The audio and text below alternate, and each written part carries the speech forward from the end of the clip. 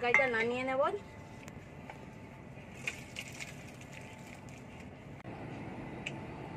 খুব টেস্টি হয়েছে। সাধারণ মশলা দিয়ে যে এত সুন্দর তরকারি বানানো যায় আপনারা না খেলে বুঝতে পারবেন না।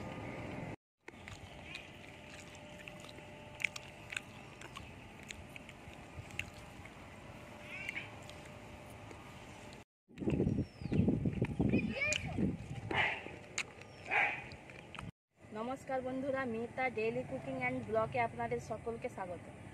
বন্ধুরা, আজকের আমাদের সবজির বাগানে চলে এসেছি বরবটি তুলবো বলে। সবেই বরবটি ধরা শুরু করেছে।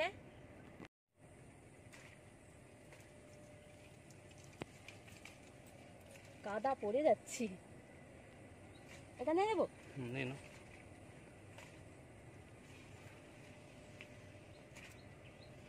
বরবটি সবেই ধরা শুরু করেছে। বরবটিগুলো একটু দেখে দেখে তুলে নেব। এই যে তিনটে হয়েছে, কেটে নিই। হ্যাঁ, তিনটে কেটে নাও। কি সুন্দর লাগছে, কি সুন্দর লাগছে দেখতে, তাই না?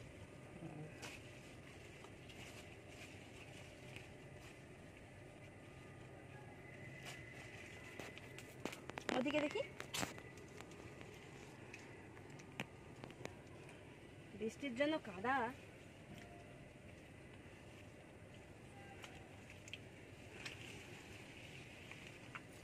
এটা ছোট নেব না। নিয়ে নাও।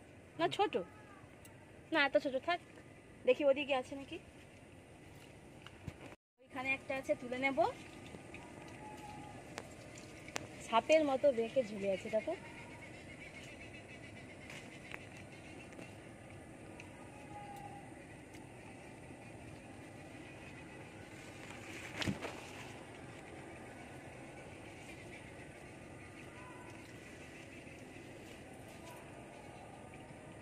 উচ্ছে হয়েছে।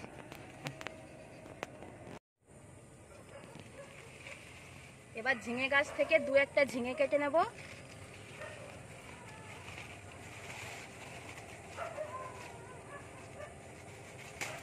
এই দেখুন, গ্রামে থাকা একটা সুবিধে কি বলুন তো, সবকিছুই টাটকা জিনিস পাওয়া যায়।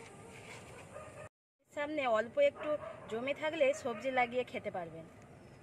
কিছু লঙ্কা তুলে নেব।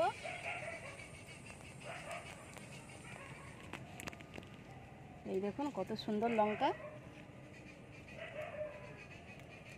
এই লঙ্কাগুলো খুব ঝাল লাগে, দেখতে ছোট কিন্তু খুব ঝাল। এই দেখুন, এতেই হয়ে যাবে আমার।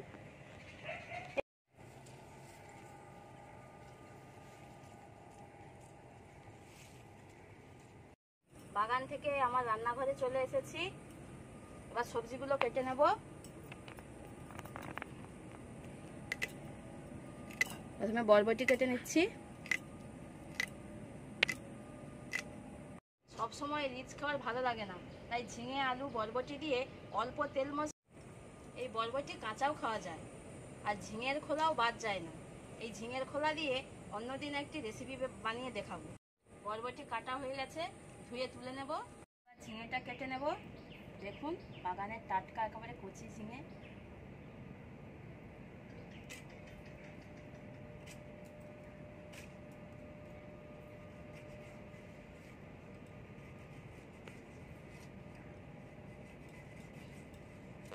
ঝিঙে কোনো সময় বেশিক্ষণ জলে রাখবেন না, জল শুষে নেয়, তাহলে রান্নার সময় প্রচুর ঝিঙে থেকে জল বেরোবে।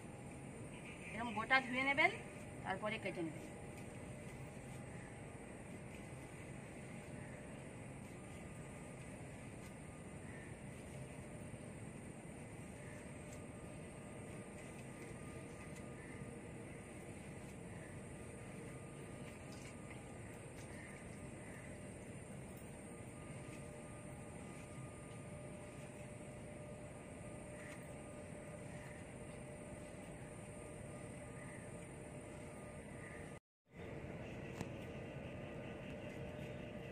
এবার আলুটা কেটে নেব।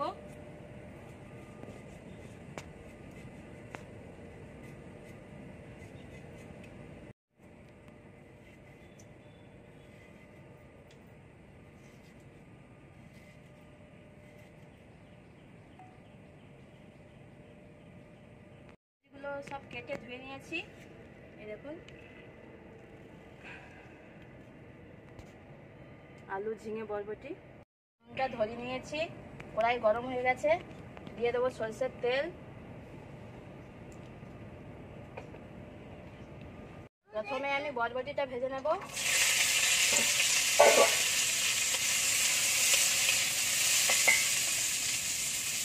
দিয়ে দেবো লবণ, হলুদ গুঁড়ো।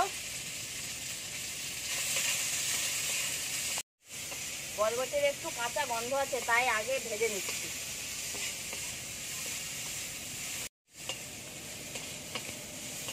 বরবটি ভাজা হয়ে গেছে, নামিয়ে নেব।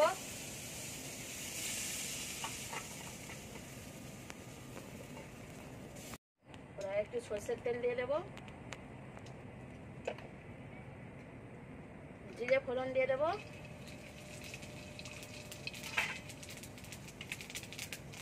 আলুটা ভেজে নেব।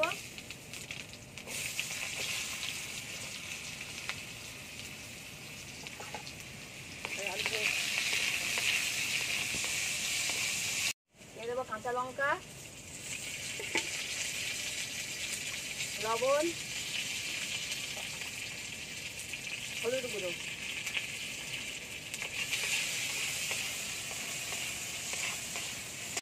আলুটা ভাজা হয়ে গেছে, এবার দিয়ে দেবো ঝিঙে।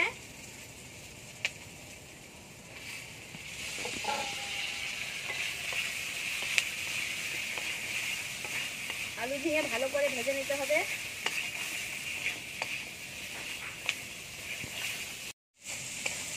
এই দেখুন ঝিঙে আলুটা ভালো করে ভাজা হয়ে গেছে, দিয়ে দেবো ভেজে রাখা বরবটি।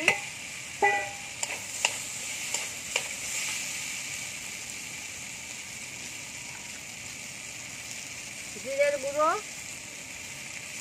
ধনে গুঁড়ো, এখানে আমি গুঁড়ো মশলাই ব্যবহার করছি। সব সবজিগুলো ভালো করে ভাজা হয়ে গেছে, এবার দিয়ে দেবো জল।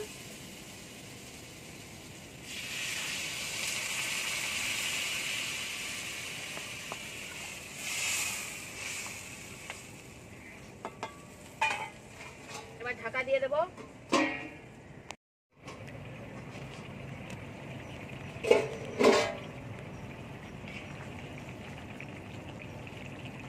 দেখুন আলু ঝিঙে সব সিদ্ধ হয়ে গেছে।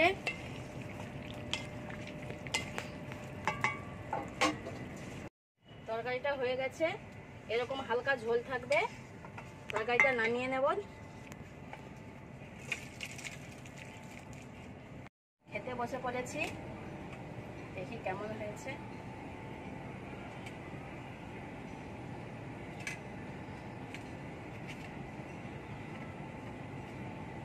গরম গরম তো, দেখি কেমন হয়েছে।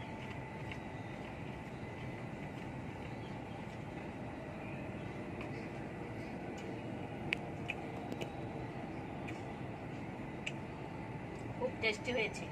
সাধারণ মশলা দিয়ে যে এত সুন্দর তরকারি বানানো যায়, আপনারা না খেলে বুঝতে পারবেন না। সময় না থাকলে খুব অল্প সময় এই রেসিপিটা খুব তাড়াতাড়ি বানাতে পারেন। পুরো ভিডিওটি ভালো লাগলে অবশ্যই চ্যানেলটি সাবস্ক্রাইব করবেন এবং একটি লাইক করে দেবেন।